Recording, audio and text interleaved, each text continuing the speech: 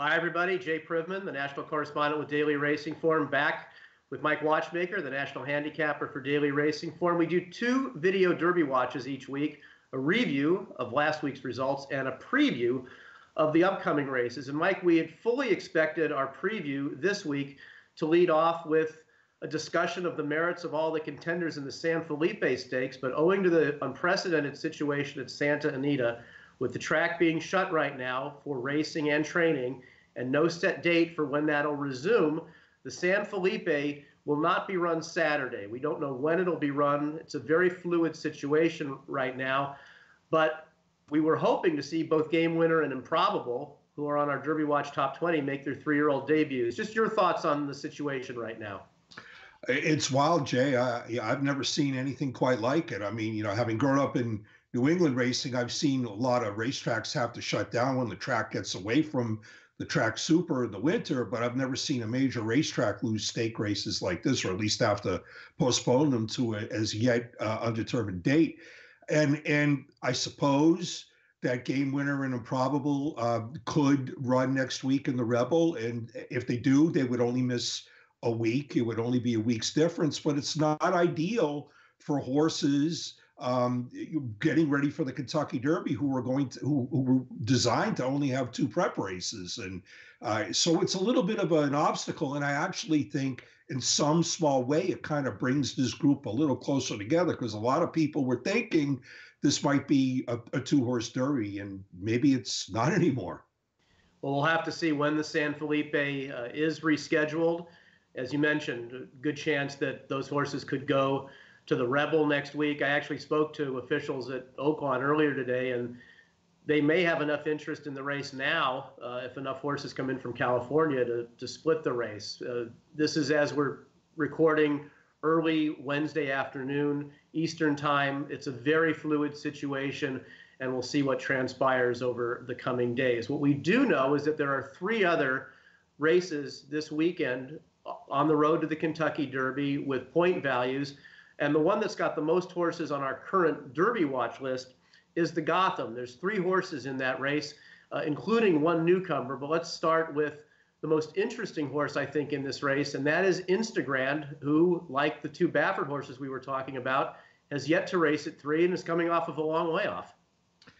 Well, Instagram won his first 2 career starts early in the year last year in your backyard, Jay, in Southern California, like he might be the second coming of Hindu. And then he was put away. And, he has every license to be a monster. I mean, he showed tremendous potential winning his first 2 starts. But early 2-year-old form, back in the old days, used to hold up, but it doesn't anymore. It'll be very interesting to see what he does in the Gotham. I mean, it's the kind of race that maybe you might not even want to play, just because Instagram is such a wild card in it. I mean, is he going to come back and be as monstrous as he was, or was that 2-year-old form just early 2-year-old form and it doesn't hold up? It's a major, major question.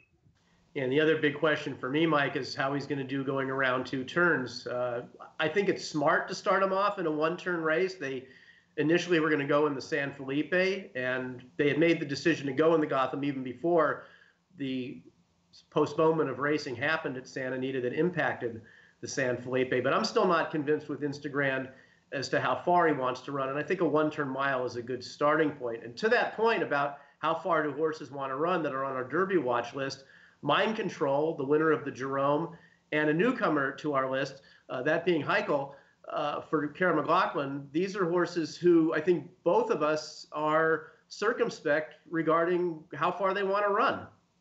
Well, I agree with you there on Mind Control, Jay. I think you've pointed out correctly that there is concern about his 2-turn aptitude. And I also wonder how good Mind Control really is anyway. I mean, the Jerome he won on New Year's Day was only an okay race.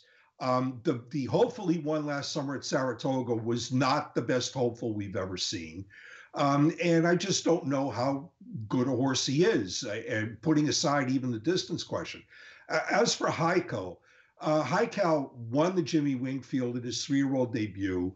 at Aqueduct. He, for the longest time, either he or the jockey seemed a little bit hesitant to go on through on the inside, and finally the inside opened up enough where he got through when he got up in time. I actually think this horse has some intrigue, and I'm not nearly as wondering as you are about his distance ability. I got a sneaking suspicion he might stretch.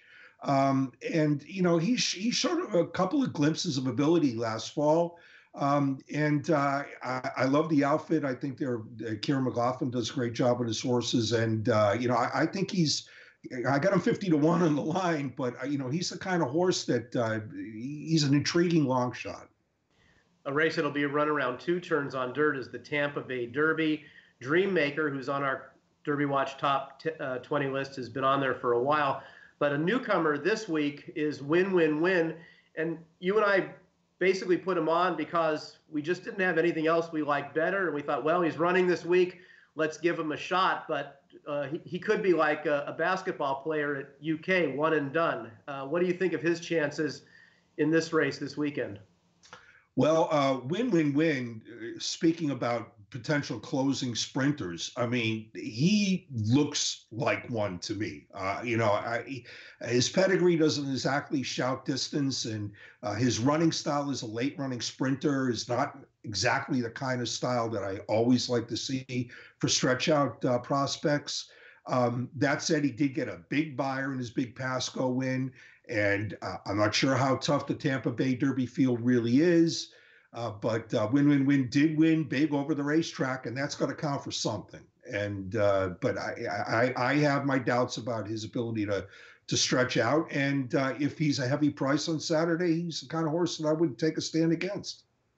So those are the 2 races that'll be run on dirt. The other race that is being run this weekend is the Jeff Ruby Stakes at Turfway Park, that being run on synthetic. No members of the Derby Watch top 20 currently in that field, but we'll see if anybody jumps up there and works their way onto our list next week. Come back here next week to find out what we think of the races that we just previewed, and also at the website you'll find a review of last week's Fountain of Youth Stakes from Mike and I. For Mike Watchmaker, I'm Jay Privman. Thanks for watching.